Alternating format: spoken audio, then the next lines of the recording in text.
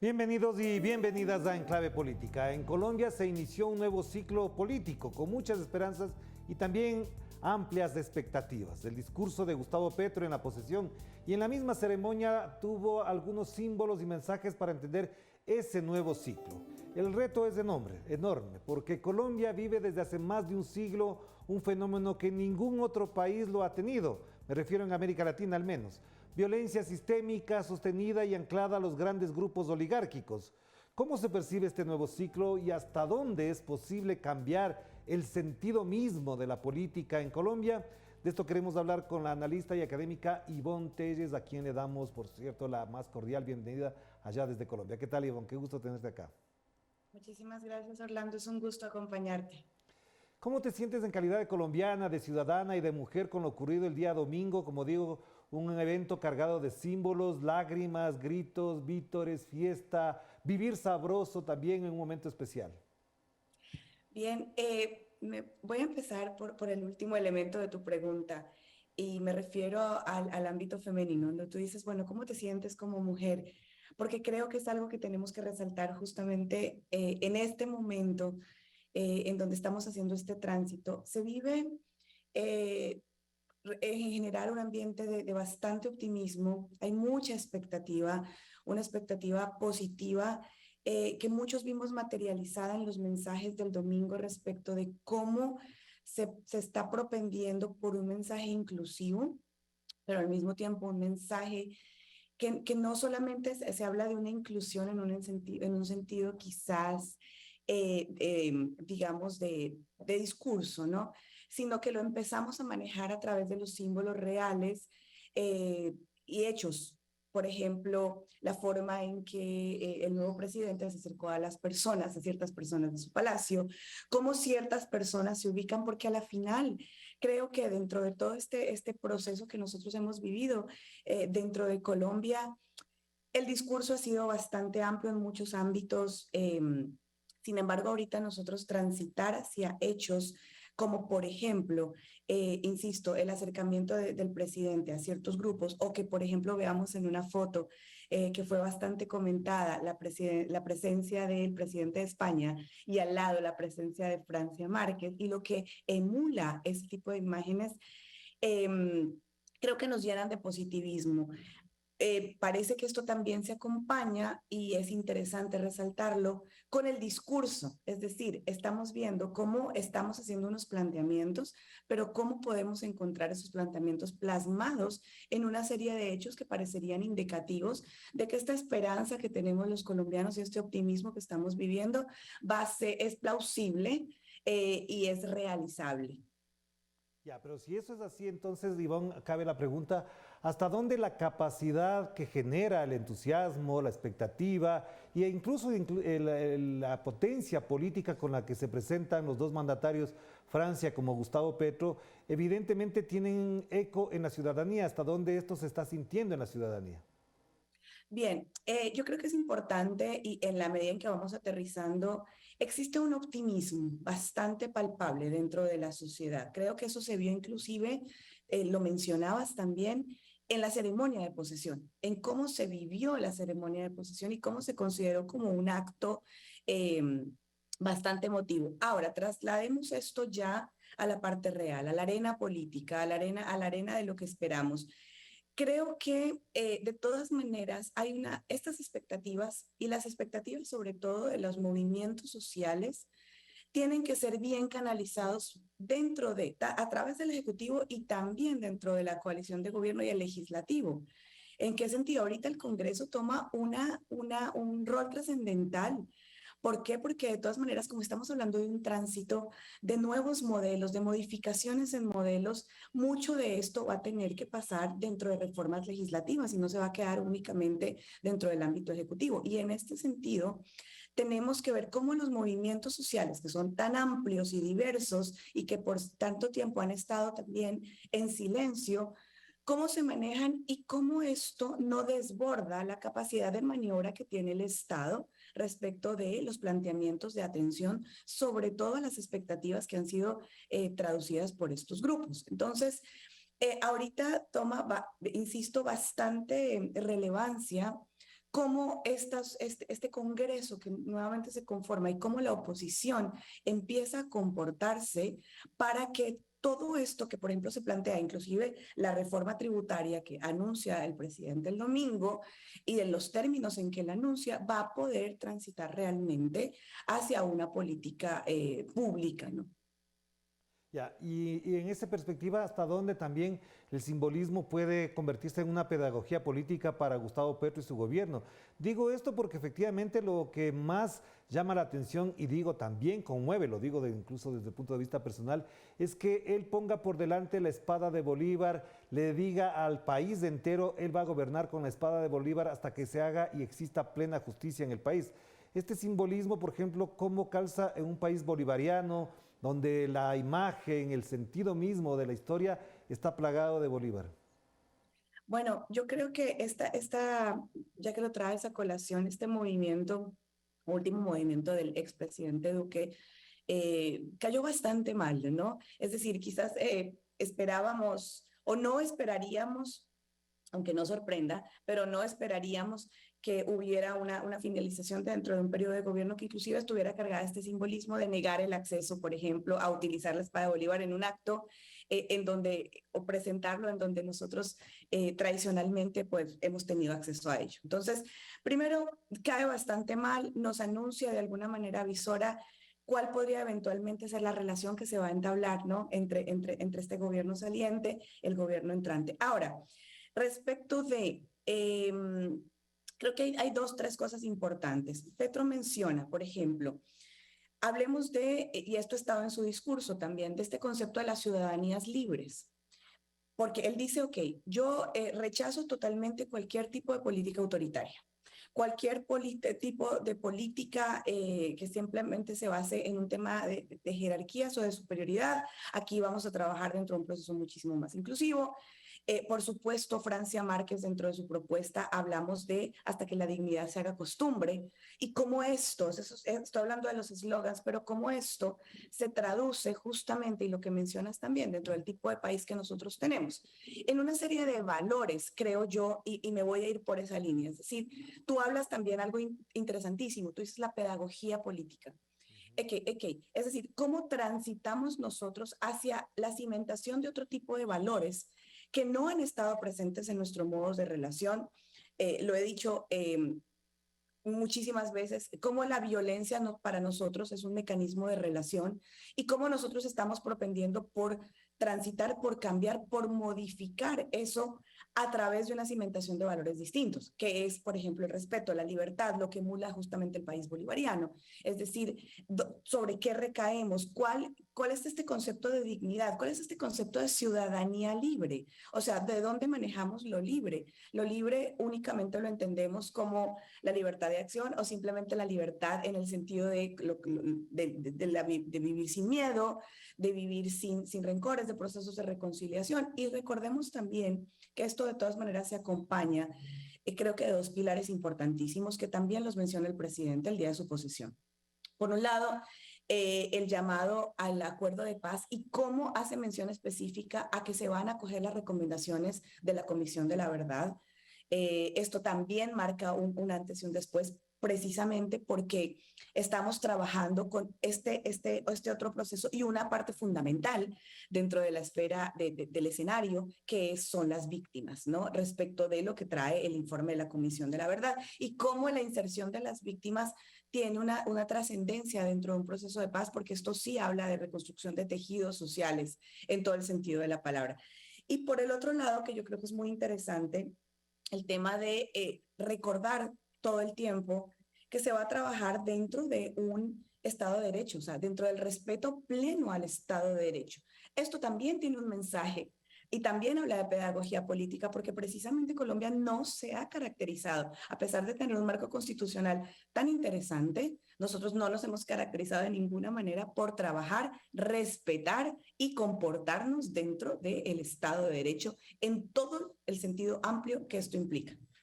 Y este sentido ciudadano que le da la política a Gustavo Petro en su discurso y obviamente con la presencia de algunas figuras en su gabinete, ¿hasta dónde pueden plantearse además como retos y desafíos de orden jurídico teniendo una mayoría más o menos cómoda, digo más o menos dependiendo de las circunstancias, para generar estos proyectos, estas leyes que efectivamente tengan un asiento ciudadano y no un aparato paramilitar, militarista, securitista particularmente? Así es. Bueno, yo creo que Petro ha tenido unos aciertos y esto ha sido realmente, no solamente creo que sea una percepción mía, creo que ha sido una percepción ciudadana. Se vive dentro del país respecto de los aciertos que ha tenido el presidente en la conformación de su gabinete, en hacerlo diverso, amplio y justamente dar el espacio para todas estas nuevas voces eh, o quizás no necesariamente nuevas, porque Álvaro Leiva, por ejemplo, y el ministro Campo no son nuevos en la escena política, pero sí respecto de lo que representan y los ámbitos en los que han trabajado. Por ejemplo, la ministra de Ambiente, igualmente, o la ministra de Salud, es decir, el hecho también de trabajar dentro de este sector, digamos, dentro del proceso de inclusión respecto de género, por ejemplo. Esto creo que de todas maneras ha procurado y ha cimentado un ambiente de mayor confianza. Y esto es fundamental. ¿Por qué? Colombia, primero, es un país que por la misma violencia vive en mayor desconfianza, creo que muchos de los otros países, por un lado, porque tenemos, obviamente, estamos acostumbrados a otro tipo de relaciones. Pero segundo, también recordemos que aquí venía, Petro ha tenido que ubicarse dentro de una sociedad que ha estado y que ha sido la que ha receptado todo un discurso y una construcción de nuevas verdades respecto de lo que significa la izquierda, los nuevos modelos de desarrollo, las alternativas. ¿Por qué? Porque nosotros, si tú hablas con el común de la sociedad, y me refiero, por ejemplo, al hecho de en este momento estar presente aquí, muchísima gente me ha dicho, Ivonne, ¿y será que nos tenemos que ir del país? Entonces, tú dices, ok, ¿cómo se traduce y cómo se baja hacia el ciudadano de a pie esta verdad construida respecto de lo que significa un fantasma?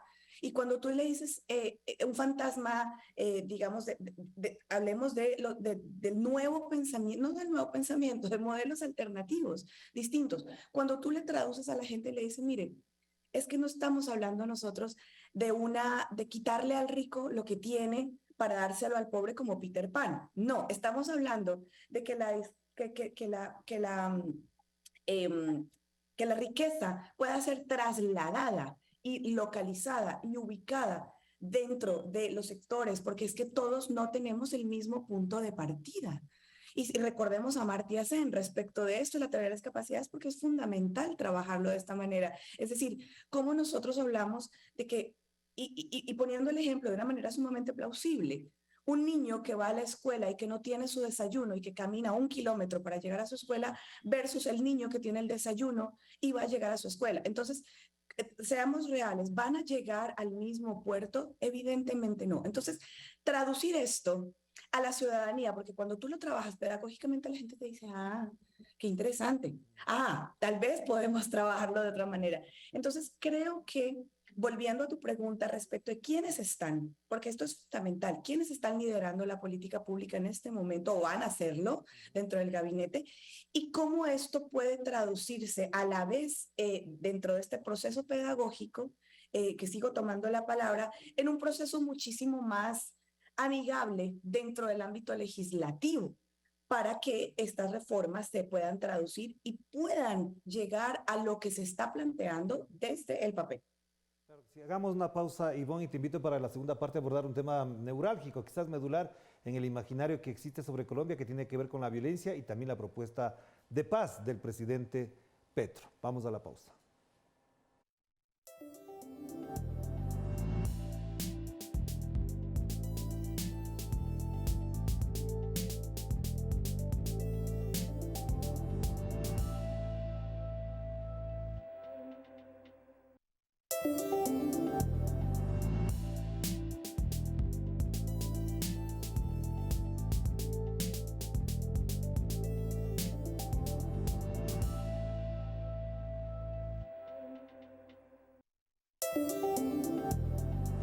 Estamos de vuelta aquí en Enclave Política. Seguimos conversando con Ivonne Telles de un tema que obviamente tendrá todavía largo para conversar y reflexionar, y tiene que ver con la paz en Colombia, ya con un gobierno como el de Gustavo Petro. Y por eso te pregunto, Ivonne, en la propuesta de paz que fue neurálgica, medular en el discurso de Gustavo Petro, ¿hasta dónde puede llegar, tomando en cuenta que se trata de una violencia sistémica, estructural, anclado a grupos muy poderosos que acaban de dejar el gobierno, entre algunos de ellos, y que de alguna manera también generan resistencias en otros que han vivido de la guerra y han vivido de la violencia? A ver, yo creo que tenemos que tener en cuenta, primero, la multiplicidad de actores dentro del Colombia, pero por otro lado también, por ejemplo, ¿a qué hace referencia el acuerdo de paz de manera específica? Lo hemos mencionado y quizás tal vez todavía creo que recién empieza a llegarle el mensaje a las personas. El acuerdo de paz no es un punto final. La Comisión de la Verdad no es un punto final. La JEP no lo es. Nosotros simplemente el acuerdo de paz es un documento que permite la negociación, la tregua y el encuentro de dos mundos, llamémoslo así, que fueron antagonistas durante muchísimos años y que no pudieron utilizar el diálogo para resolver sus problemas. Esto generó un resquebrajamiento y una guerra de más de 60 años. Entonces, el hecho de que obviamente la figura de Gustavo Petro, aunque no está tan directamente en el imaginario, tan anclada a su pertenencia al M-19 y está más anclada simplemente a la bandera de izquierda, porque así lo percibe la gente, de todas maneras es absolutamente trascendental, simbólico y disruptivo que una persona que haya estado en su momento dentro de este grupo pueda insertarse y sobre todo, y me parece sumamente interesante, porque esto hasta habla bien del país dentro de todo, y es el hecho de que la democracia permita que él ahorita sea nuestro presidente. Creo que esto es fundamental. Ahora, el tema de la paz, tú lo mencionas, nosotros tenemos prácticamente una generación, pero ojo, una generación dentro del aparecimiento de lo que fue el movimiento de las FARC, el M-19, el ELN y todo lo que estamos viviendo actualmente con el acompañado del narcotráfico. Sin embargo, la violencia en Colombia no es nueva. O sea, si nosotros nos devolvemos, hablemos de los cachiporros, de los godos, de una serie de grupos, esto nos acompañó desde el proceso colonial. Entonces, primero que nosotros trascendamos este mecanismo de violencia va a llevar su tiempo. El acuerdo de paz sienta bases. Es fundamental que Gustavo Petro, y yo celebro ampliamente que inclusive en su discurso se haya incluido el hecho de que él diga, yo acogeré las recomendaciones de la Comisión de la Verdad. ¿Por qué? Porque la Comisión de la Verdad, primero, no es un grupo ni judicial, no es un ente judicial, no es un ente político. La Comisión de la Verdad lo único que hizo fue recoger la voz del dolor de lo que se transita dentro del conflicto. Entonces, es fundamental el proceso de reconocimiento para sentar bases de diálogo y de reconstrucción. El reconocimiento simplemente es decir, bueno, ¿qué hicimos? ¿Por qué lo hicimos? ¿Para qué lo hicimos? ¿Quién dio la orden si es necesario? Aunque recordemos que en el ámbito de la Comisión de la Verdad no trabajamos en el espacio judicial. Para eso está la JEP. Es importante también que Gustavo Petro, y yo estoy segura de que se va a respetar, que esto es un ente que no depende del gobierno, que no se ancla a ningún gobierno, sino que esto pertenece al Estado colombiano. Y con esto, simplemente celebrar que el domingo, sábado domingo, el Clan del Golfo, que nos tiene en jaque y que es un grupo de narcotraficante, pues se refiere a drogas, no a guerrillas, hacía un acercamiento y decía, ok, tal vez trabajo en tregua porque nos tienen jaque y tengo la voluntad de hacer tregua y quizás negociar ciertas condiciones.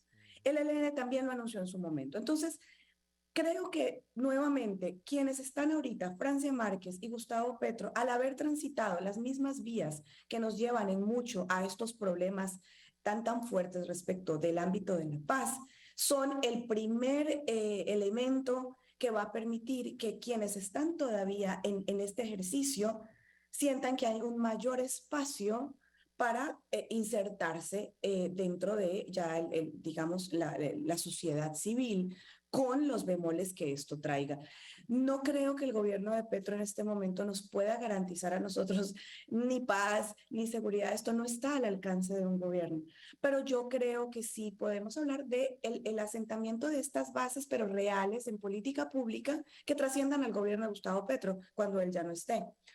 Y con esto termino, perdón, pero eran necesarios quizás estos elementos, el hecho de la propuesta de la política antidrogas y cómo cambiar, que también está dentro del discurso. O sea, creo que estos elementos están todos absolutamente concatenados respecto de cómo se pretende que el Estado maneje esto, precisamente porque esto se va a traducir en bienestar social respecto de pobreza, desempleo, obviamente en todo el ámbito económico productivo del país. Y esto entonces va a traducirse en los efectos en la paz. Claro, pero entonces ahí cabe otra pregunta más, Ivonne, y tiene que ver con el ámbito regional, porque lo que ocurre en Colombia evidentemente va a incidir y va a influir en el comportamiento incluso político, económico, social y hasta ratos cultural de los vecinos más cercanos como Ecuador, como Venezuela y también en América Latina. Por eso te quería preguntar hasta dónde el impacto que ha tenido el discurso de Gustavo Petro, el señalar, por ejemplo, críticas de frente, otras indirectas, a la política internacional de los Estados Unidos con América Latina, pueden modificar o alimentar otro mecanismo de integración regional, de pacificación de la región y de lucha conjunta contra el narcotráfico, que sabemos que si lo hace Estados Unidos resuelve el problema de fondo.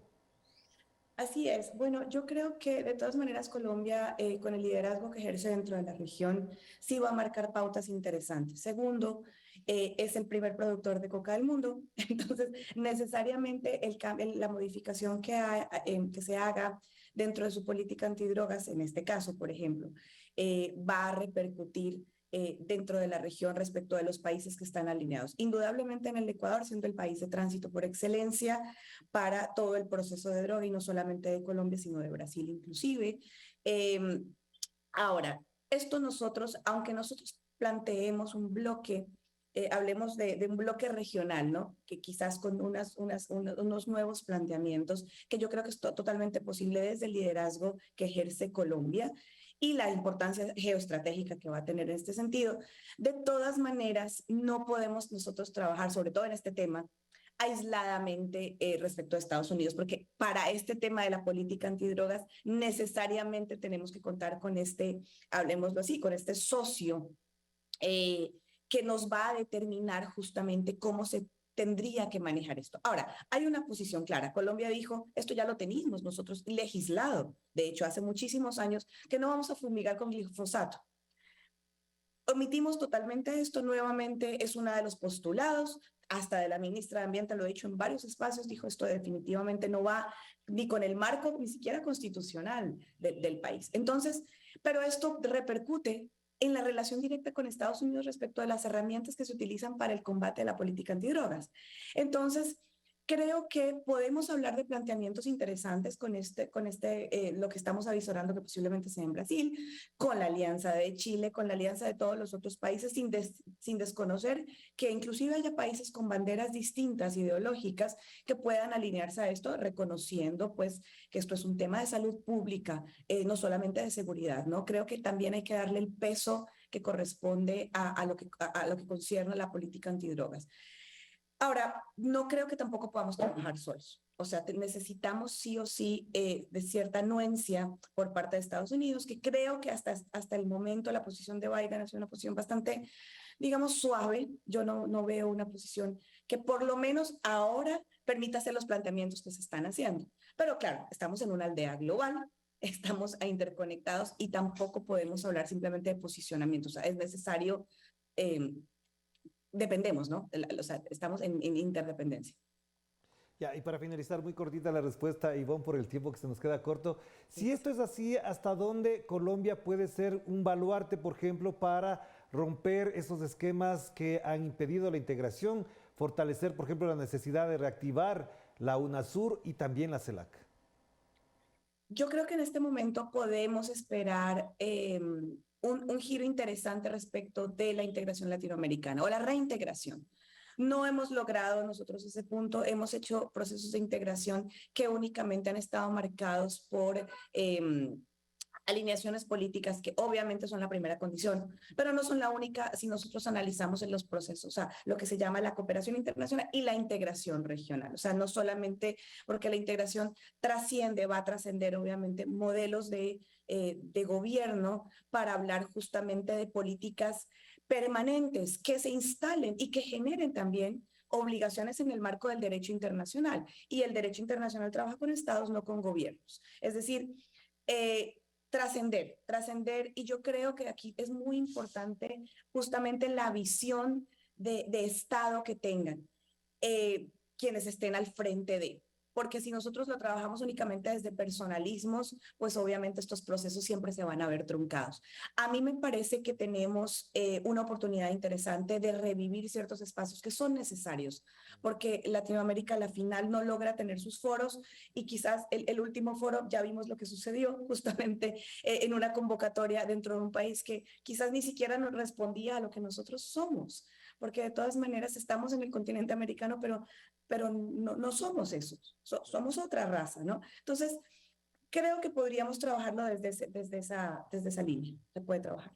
Gracias, Iván. Muy importante lo que acabas de mencionar. Seguimos expectantes y preocupados también porque no será fácil para un gobierno como el de Gustavo Petro romper décadas y décadas de una estructura conservadora, jerárquicamente militarizada también.